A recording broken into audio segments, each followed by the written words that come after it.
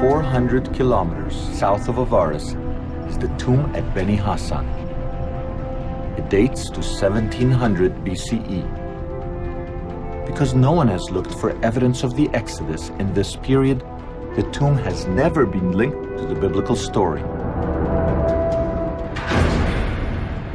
And yet, there is a perfectly preserved wall painting here that records an ancient migration into Egypt from the area of modern Israel.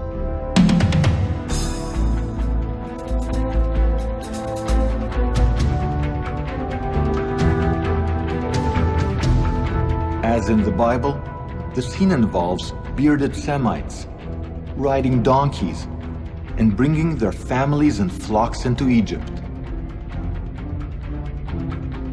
Like the biblical Israelites, they are wearing multicolored tunics. The hieroglyphic inscription on this wall calls these people the Amo, God's people. Looking in the right place, during the right time, we are the first to recognize a veritable snapshot of the migration of the biblical Israelites to Egypt. The Bible records that at the time of their arrival, one Israelite rose to the highest levels of Egyptian power.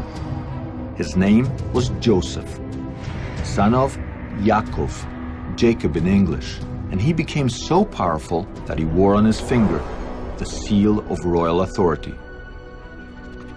Discovering Joseph's seal at Avaris would prove that the Israelites arrived here exactly when our timeline predicts.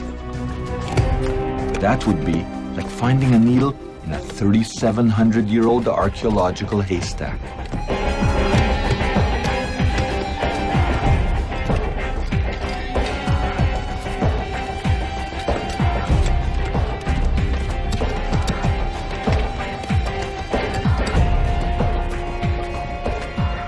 Incredibly, the tiny seal was found, precisely at the archaeological layer we anticipated.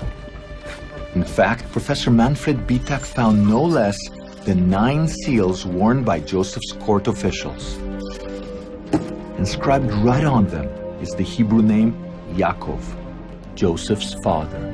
It's very strange that we found 9 seals with the name Jacob here. It's a biblical name, by the way. The original was probably mounted on a ring worn on the finger, and this gives us a new puzzle. Is it really a puzzle? Not if one uses our chronology. This is the only time that a Hebrew name appears on an Egyptian royal seal. It directly connects Avaris with the Bible, but Professor Bitak steers clear of biblical chronology. He's under the constant watch of the Egyptian Antiquities Authority, who have made Avaris off limits to the public. Supposedly for conservation reasons, Professor Bitak has been forced to cover up his dig every single year. The area is then plowed, seeded, and cultivated by local farmers. No one would suspect that underneath these fields lies an archaeological treasure trove that proves the biblical Exodus.